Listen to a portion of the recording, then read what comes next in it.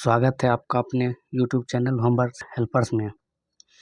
बच्चों, आज हम पढ़ेंगे कक्षा 8 के गणित वर्ग और वर्गमूल के बारे में, जो कि अध्याय 5 में दिया गया है। वर्ग का इंग्लिश होता है स्क्वायर, SQUARE स्क्वायर। किसी संख्या को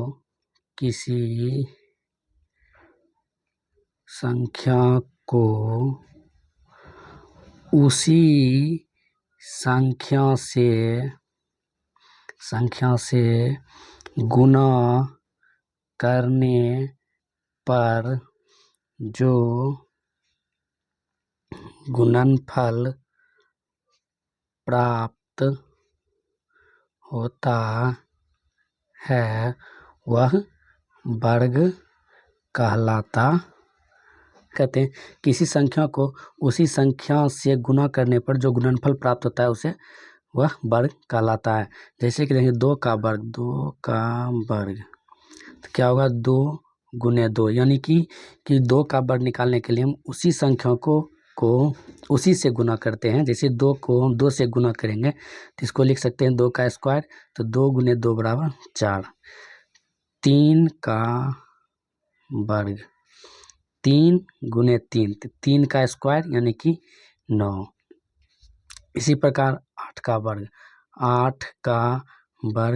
8 गुने 8 यानी कि 8 का स्क्वायर, 8 8 64। इसी प्रकार हम 1 से 20 तक का वर्ग लिखकर याद करेंगे। संख्या देखिए, जैसे 1 का वर्ग 1, 2 का वर्ग 4, 3 का वर्ग 9, 4 का वर्ग 16, 5 का वर्ग 25, 6 का वर्ग 36, 7 का वर्ग 49, 8 का वर्ग 64, 9 का वर्ग 81, 10 का वर्ग 100। इसी प्रकार 11 का वर्ग 121, 12 का वर्ग 144, 13 का वर्ग 169, 14 का वर्ग 196, 15 का वर्ग 225, 16 का वर्ग 256, 17 का वर्ग 289, 18 का वर्ग 324, 19 का वर्ग 361 और 20 का वर्ग 400। यहाँ तक हम क्या करेंगे, इसको याद करेंगे। बच्चों,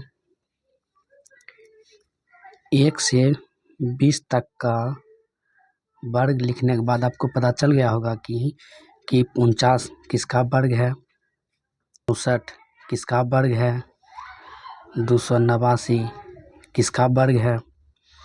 इसी प्रकार हम देखेंगे कि अगर कोई आपसे पूछ दे कि 441 किसका वर्ग है, तो इसको हम कैसे ज्ञात करेंगे। हमको तो 1 से 20 तक का ही पता है, मतलब 1 से 20 तक हम लिख कर याद किए हैं, और उसके आगे हमको पता करना तो हम कैसे पता करेंगे। जैसे कोई पूछ दिया कि 324 किसका वर्ग है, तो हम कैसे पता करेंगे। तो इसको पता करने के लिए हमको अभाज्य गुणनखंड विधि से प्राप्त करते हैं। इसको हम कैसे प्राप्त करते हैं, अभाज्य गुणनखंड विधि से प्राप्त करते हैं। अभाज्य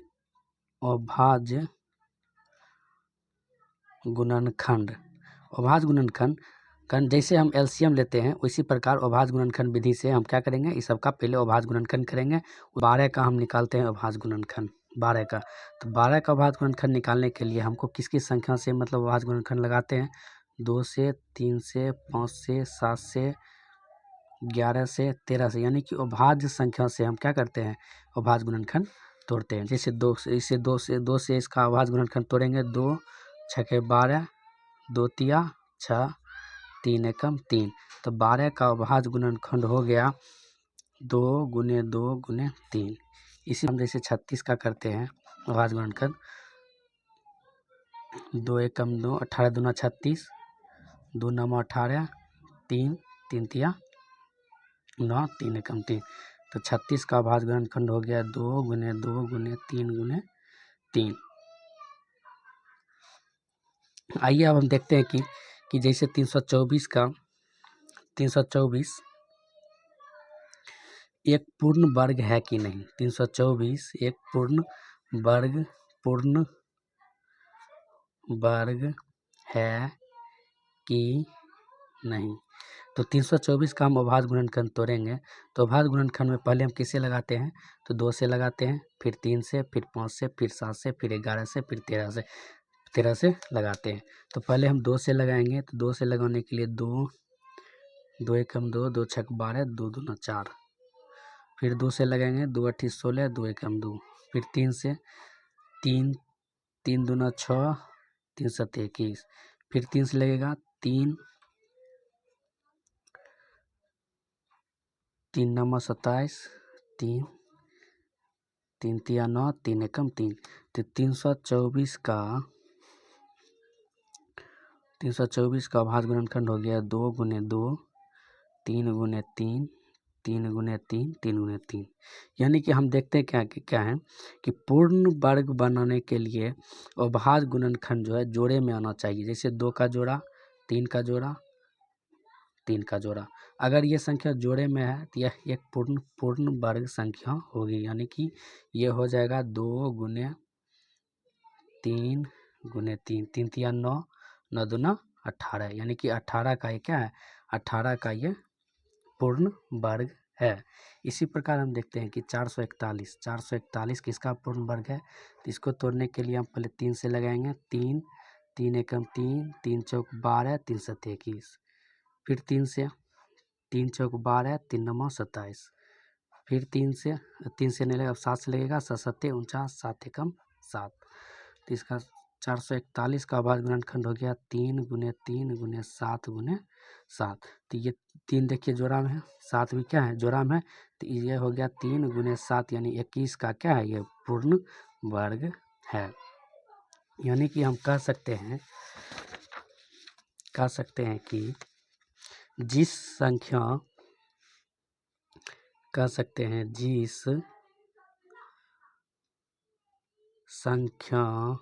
में गुणनखंडों के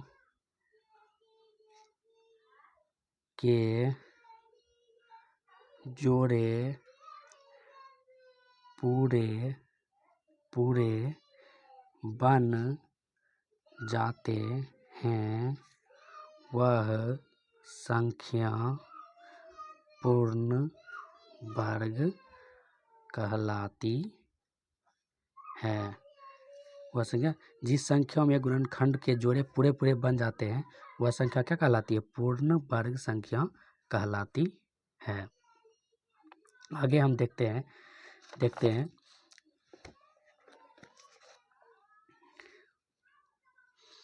256।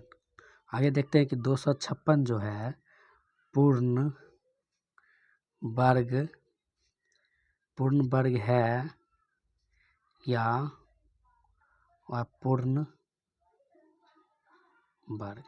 तो इसके लिए हम क्या करेंगे, 256 का अभाज्य गुणनखंड तोड़ेंगे। 256 का अभाज्य गुणनखंड हम क्या करेंगे, तोड़ेंगे। 256 का अभाज्य गुणनखंड 2 एकम 2, 2 दूना 4, 2 अट्ठी 16। फिर 2 से लगाएंगे, 2 छक 12, 2 चौके 8। फिर 2 से लगाएंगे, 2 तिया 6, 2 दूना 4। फिर 2 से लगाएंगे, 2 एकम 2, 2 छक 12। फिर 2 से लगाएंगे, 2 अट्ठी 16। फिर 2 से लगाएंगे, 2 दूना 4। फिर 2 से लगाएंगे, 2 एकम 2। अब देखते हैं कि 256 का अभाज्य गुणनखंड 2 गुना 2, फिर 2 गुना 2, फिर 2 गुना 2, 1 2 3 4 5 6 7 8, 1 2 3 4 5 6 7 और 8। यानी कि ये जो है 2 का जोड़ा, फिर 2 का जोड़ा, फिर 2 का, फिर 2 का। ये हो गया 2 गुने 2 गुने 2 गुने 2, 2 दूना 4, दूना 8, 8 दूना 16। तो 16 का वर्ग क्या हो गया, 16 का वर्ग 256 होता है। तो 256 एक क्या है, पूर्ण वर्ग संख्या है। 256 क्या है, पूर्ण वर्ग संख्या है। इसी प्रकार आप लोग भी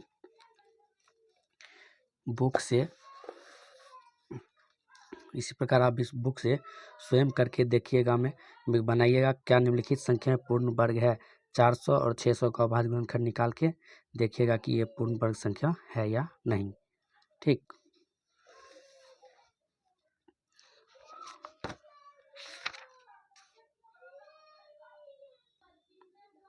आगे हम लोग देखते हैं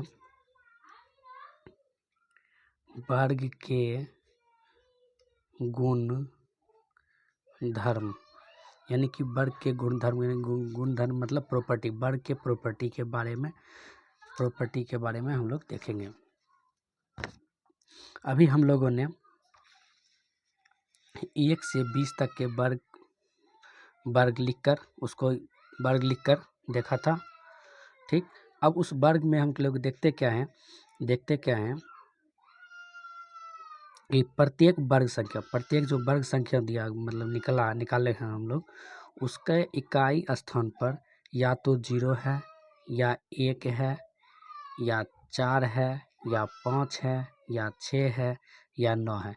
किसी भी वर्ग में देखते हैं, जैसे यहाँ देखें 11, देखिए 1 है लास्ट में वर्ग संख्या में, यहाँ 4 है, 9 है, 6 है, 5 है, फिर 6, 9, 4, 1, 0। यानी कि इससे हमको यह पता चलता है कि जिस भी वर्ग संख्या में इकाई का अंक, जिस भी वर्ग संख्या के इकाई का अंक अगर 0 हो, 1 हो, 4 हो, 5 हो, 6 हो या 9 हो, वह संख्या जो है पूर्ण वर्ग संख्या हो सकती है। क्या देखेंगे हम इसके गुणधर्म? पहला गुणधर्म हम क्या देखते हैं? पहला गुणधर्म देखते हैं कि जिस संख्या के इकाई स्थान पर 0, 1, 4, 5, 6, 9 होता है, वह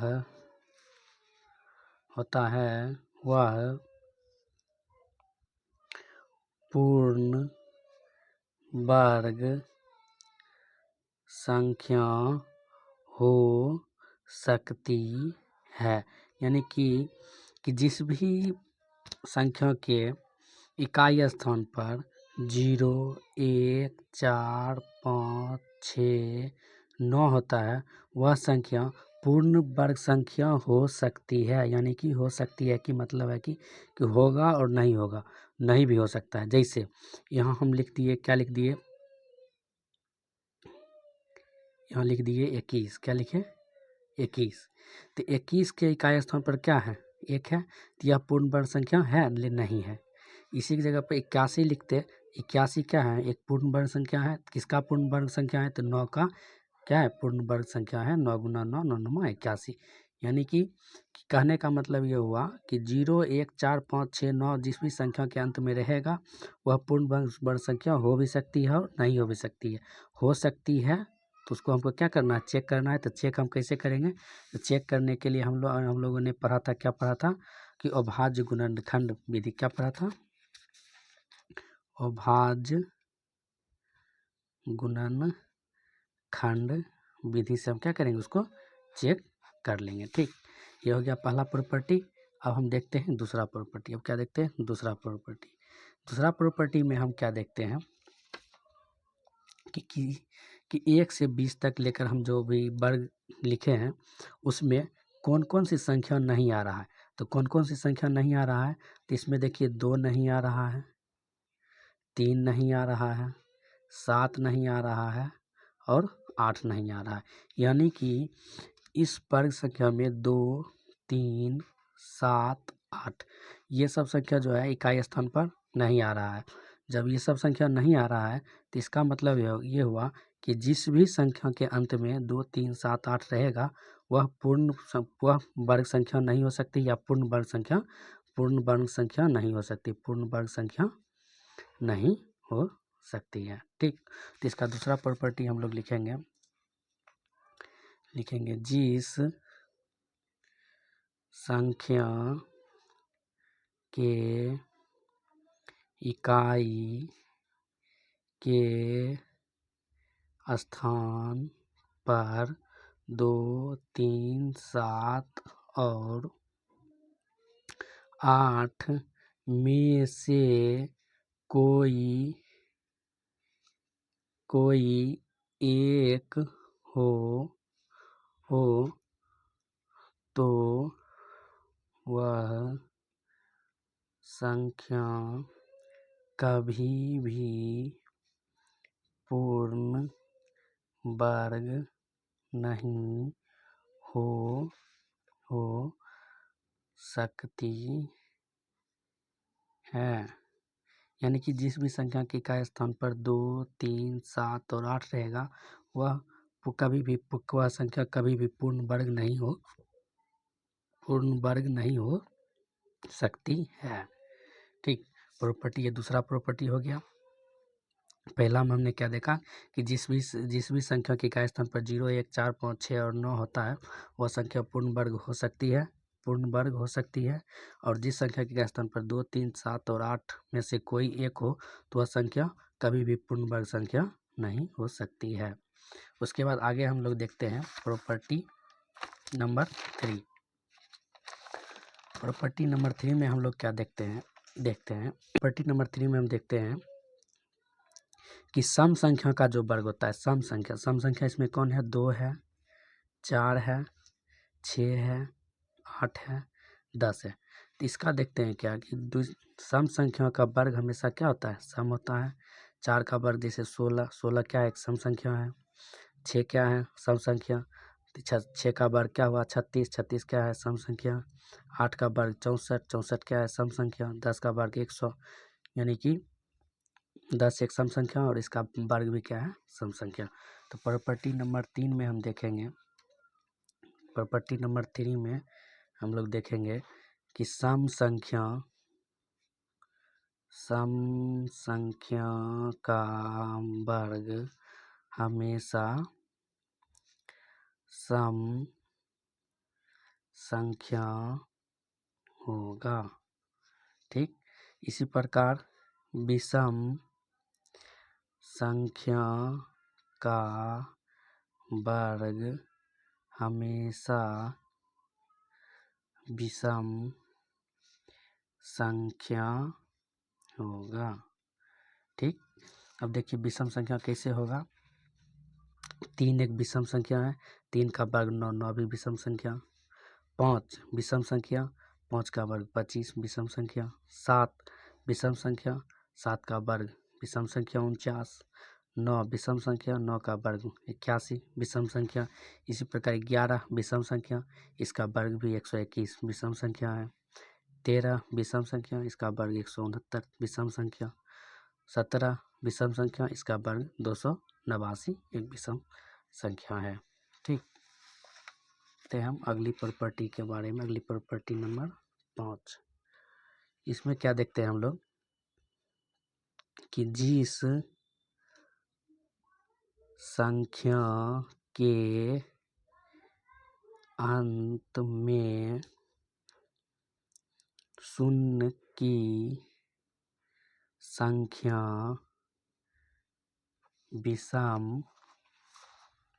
विषम में हो तो वह संख्या कभी भी पूर्ण वर्ग नहीं बन सकता। ठीक, अब जैसे 1000 तो 1000 में शून्य की संख्या कितना है? 3 यानी कि विषम संख्या है तो 1000 पूर्ण वर्ग नहीं हो सकता है। जैसे लिख दिए हम 40 लिख दिए तो 40 में शून्य की संख्या क्या है? विषम, तो ये भी पूर्ण वर्ग नहीं हो सकता।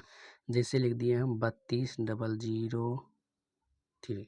ठीक, तो इसमें विषम शून्य की संख्या कितना है? 3 विषम यानी कि ये भी पूर्ण वर्ग संख्या नहीं होगा। पूर्ण वर्ग संख्या होने के लिए शून्यों की संख्या कितनी होनी चाहिए? तो पूर्ण शून्यों की संख्या जो है सम होना चाहिए।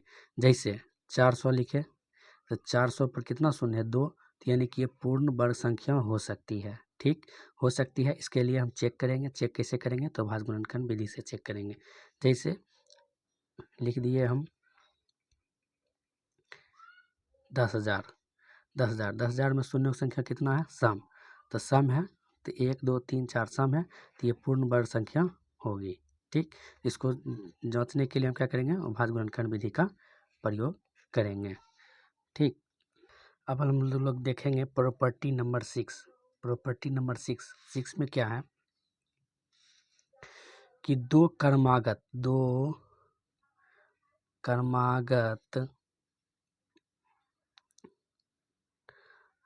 संख्याओं के वर्ग का अंतर उन दोनों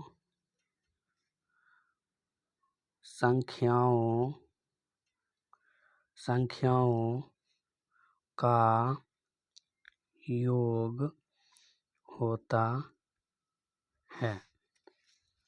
अब दो क्रमागत संख्या जैसे हम लिख सकते हैं क्या?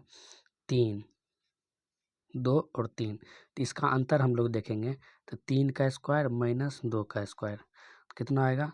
3 तिया 9, 2 दूना 4। तो इसका अंतर आ गया 5। दो क्रमागत संख्या 2 और 3 लिए तो 3 का स्क्वायर माइनस 2 का स्क्वायर, 3 तिया 9 माइनस 2 का स्क्वायर 4, तो 5 हो गया। ये 5 जो है इन दोनों संख्याओं के योग के बराबर है। 3 2 5, इधर भी 5 इधर भी 5, यानी कि क्या हुआ?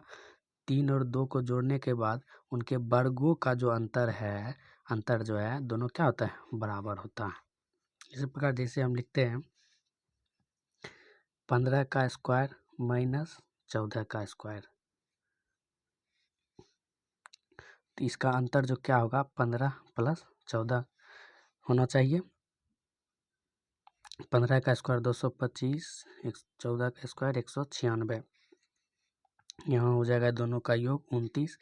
इधर 15 में 6 गया 9, 11 में से 9 गया 2, 1 में से गया 0, यानी कि 29। यानी कि कहने का मतलब हुआ दो क्रमागत संख्याओं के वर्ग का अंतर जो है उन दोनों संख्याओं का योग होता है। नंबर 7, अगर किसी संख्या के इकाई स्थान पर 5 हो तो उसका वर्ग हम इस प्रकार निकालेंगे। क्या करना है? जैसे लिख दिए हम, क्या यहाँ लिख दिए 25। 25 का वर्ग निकालना है। संख्या क्या है? 25। 25 का वर्ग क्या होगा? तो इसको वर्ग निकालने, इसका देखते हैं क्या कि इकाई स्थान पर क्या है? 5 है। इकाई स्थान पर 5 है तो इसका वर्ग निकालने के लिए हम क्या करते हैं? तो 5 जो है 5 का वर्ग निकाल देते हैं। 5 का वर्ग 25 25, और हम क्या करते हैं इसके आगे जैसे यहाँ 2 है, क्या है? 2, तो 2 से 1 आगे 3, यानी कि 3 गुना 2 लिख देंगे। 3 दूना 6, 625, इसका क्या हो गया? वर्ग हो गया। इसी प्रकार जैसे हम लिखते हैं 85। 85 का वर्ग निकालना है। 85 का वर्ग निकालना है तो क्या लिखना है? 5 का पहले वर्ग करेंगे तो 25 25। अब क्या करेंगे? इसके आगे में 1 बढ़ा के 8 से 1 बढ़ा के 8 1 9, 9 को किसे गुना करना है? 8 से, तो 9 8 7225। 85 का वर्ग क्या हो गया? 7225। इसी प्रकार हम 105 का वर्ग निकालते हैं। तो 105 का वर्ग निकालने के लिए क्या करना होगा? पहले 5 का वर्ग तो 25 25। अब इसके आगे क्या करना है? तो 11 गुना 10 करना है। तो ये हो जाएगा 1110, 11,000, 11,025। 105 का वर्ग क्या होगा? 11,025। 75 का वर्ग निकालना है। 25 25, 8 गुने 7, 8 सती 5625। ठीक, नेक्स्ट प्रॉपर्टी में हम क्या देखते हैं? नेक्स्ट प्रॉपर्टी नंबर 8, इसमें हम लोग देखते हैं 1 से लेकर लगातार n विषम संख्याओं का योग जो है n स्क्वायर होता है। जैसे लगातार विषम संख्या लगातार n विषम संख्या कहते किसे 1 + 3, ये कितना संख्या हो गया 2, तो 2 का स्क्वायर लिखेंगे तो इसका योग हो जाएगा 4, यानी कि 1 + 3 = 4। इसी प्रकार हम लिखे 1 + 3 + 5 क्या होगा 3 का स्क्वायर 9, देखिए 5 3 8 8 1 9, यानी कि इसका योग क्या हो गया 9 हो गया। इसी प्रकार हम लिखते हैं 1 + 3 + 5 + 7, तो ये हो जाएगा 4 का स्क्वायर यानी कि 16, तो 3 1 4 4 5 4 9 9 9 7 16, यानी कि 1 से लेकर लगातार n विषम संख्याओं का योग जो होता है n स्क्वायर होता है। ठीक, अब इस चीज़ के आगे हम लिखते हैं 1 + 3 + 5 + dash dash dash + 11, 1 + 3 + 5 + dash dash dash +11। अब तो ये क्या किया कि बीच में हमारा पद क्या किया गायब कर दिया। अब बीच में तो हम जानते नहीं कि क्या क्या होगा, तो इसको हम निकालने के लिए, इसका योग निकालने के लिए हम क्या करेंगे, लास्ट में जो संख्या है, लास्ट में अंतिम में जो संख्या 11 में हम क्या करेंगे 2 से भाग देंगे। 11 में हम 2 से भाग देंगे, 5 भागफल आएगा और शेष कितना बचेगा, और शेष बचेगा 1। इस 1 को क्या करेंगे हम 5 में जोड़ देंगे, 5 + 1 यानी कितना हो गया 6। अब 6 का स्क्वायर यहाँ क्या करेंगे 6 का स्क्वायर 36, 6 का स्क्वायर 36, यानी कि ये जो संख्या दिया गया है 1 + 3 + 5 + डैश डैश डैश +11, ये सब का योग कितना होगा 36, ये सब का योग कितना होगा 36। ठीक, समझ गए। ऐसा करके जैसे ऐसा जब भी बीच में पद क्या करें गायब कर दे और वो भी लगातार विषम संख्या हो, तो उसका योग निकालने के लिए हम क्या करेंगे 11 जो है लास्ट में जो संख्या रहेगा उसमें हम 2 से भाग देंगे। 2 से भाग देने के बाद जो पूरा मतलब भाग जिसमें लगता है, जैसे 2 से भाग दिए 2 × 5 = 10, 5 बार में पूरा लग गया और शेष कितना बच गया 1। तो भागफल और शेष को जोड़ देने के बाद उसका स्क्वायर करेंगे, तो उसका स्क्वायर करेंगे तो हम कितना हो जाएगा, उसका स्क्वायर करने के बाद वो संख्या 36, यानी कि 36 सबका योग कितना हो गया 36 आएगा। ठीक, अब आगे अगला प्रॉपर्टी है बच्चों पाइथागोरस त्रिक। अगला प्रॉपर्टी क्या है पाइथागोरस त्रिक, प्रॉपर्टी नंबर 9। प्रॉपर्टी नंबर क्या होगा 9, पाइथागोरस त्रिक।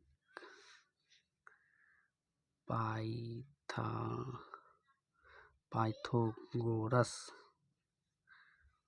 त्रिक। पाइथागोरस त्रिक में क्या होता है कि ऐसी 3 संख्याएं, ऐसी तीन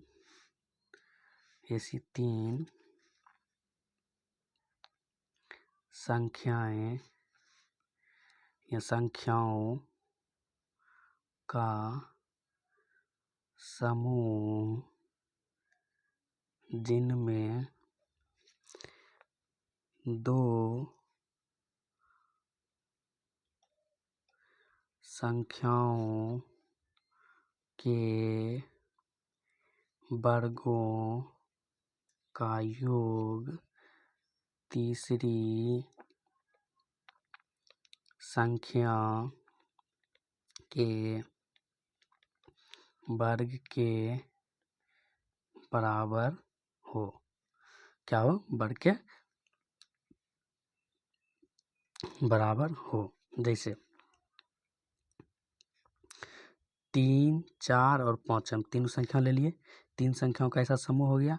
इसमें क्या है कि मतलब 2 संख्याओं का वर्ग जो हो तीसरी संख्या के वर्ग के बराबर होना चाहिए। अगर ये बराबर हो गया तो ये संख्या क्या कहलाएगा पाइथागोरस त्रिक के अनुसार ये पाइथागोरस त्रिक की संख्या कहलाएगी।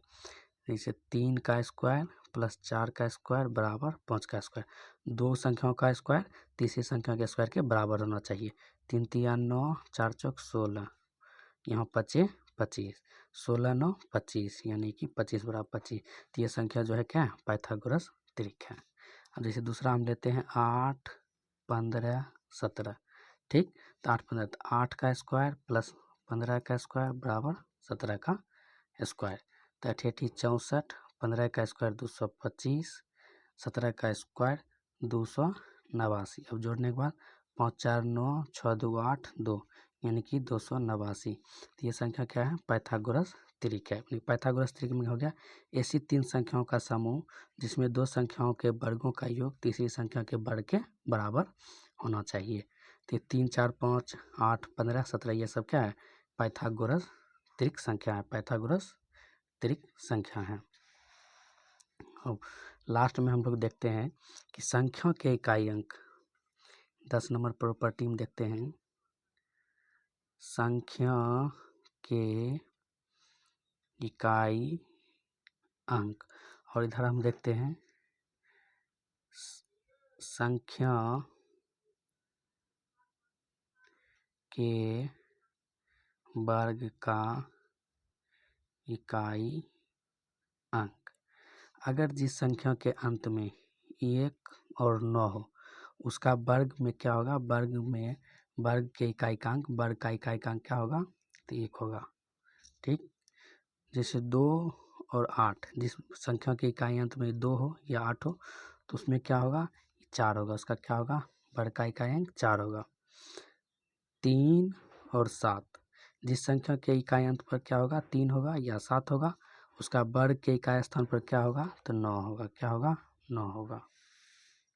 इसी प्रकार जिस संख्या के इकाई स्थान पर 4 होगा या 6 होगा, 4 या 6 होगा, उस संख्या के इकाई स्थान पर, उस संख्या के वर्ग के इकाई स्थान पर क्या होगा? क्या होगा? तो 6 होगा। क्या होगा? 6 होगा। अगर किसी संख्या के इकाई स्थान पर 5 होगा तो उसके वर्ग के इकाई स्थान पर क्या होगा? 5 होगा। अगर 0 हो, किसी संख्या के इकाई स्थान पर 0 हो तो उसके वर्ग के इकाई स्थान पर क्या होगा? 0 होगा। तो इस पर कुछ सवाल है जिसको हम थोड़ा बहुत देख लेते हैं, फिर इसके बाद हम प्रश्नावली नेक्स्ट वीडियो में देखेंगे। अभी कुछ सवाल जैसे कि देखते हैं हम 29, जैसे देखते हैं क्या कि 29 के वर्ग में इकाई स्थान कितना होगा? तो जैसे 9 है, 9 का 9 में क्या है? तो 9 का 1 है, तो इसका क्या हो जाएगा? इसके वर्ग के इकाई अंक में कितना होगा? 1 होगा। वर्ग के इकाई स्थान में 1 होगा। इसी प्रकार जैसे पूछा गया कि 34 के वर्ग में इकाई का अंक क्या होगा? तो 34 के वर्ग के इकाई अंक में यहाँ देखते हैं कि संख्या में क्या है? 4 है, तो 4 है, तो 4 जिस संख्या में 4 है तो उसके वर्ग के अंत में क्या होता है? 6 होता है। क्या होता है? 6 होता है। ठीक, इसी प्रकार जैसे देखते हैं 23 के इकाई स्थान पर क्या होगा? तो जिस संख्या के इकाई स्थान पर 3 हो तो उसका वर्ग में क्या आता है? तो 9 आता है। क्या आता है? 9 आता है। ठीक।